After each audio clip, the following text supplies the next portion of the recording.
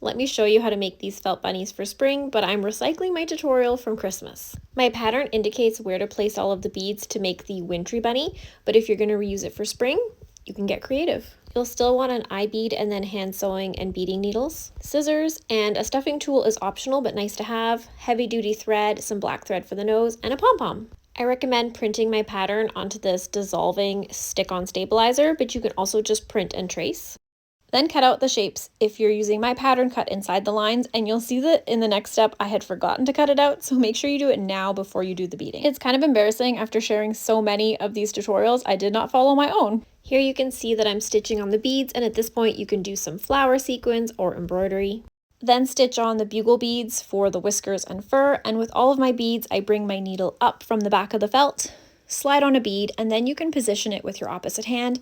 Bring the needle back down to the back of the felt, and I do this twice for bugle beads and once for seed beads. Just keeps the bugle beads a little more secure. Once the beading is done, you will have something that looks like this. Now, if you've used the stick-on stabilizer I recommend, you can just rinse it away.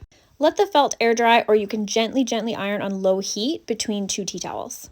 Now it's time to sew the front and the back together, and I only bead the fronts because I'm lazy. I have another video which shows you in depth how to do a blanket stitch, so if that's new to you, check that out because I promise it's so easy. Then add some batting, and the stuffing tool is optional, but it's so handy. Add a few black stitches for the nose. I just bring that needle up through the back and then wrap it around the front and repeat. Now for the cutest part, we're going to stitch on the little cottontail. Bring your needle up through the back and then thread on the pom-pom. You'll be able to stitch right through the middle of it.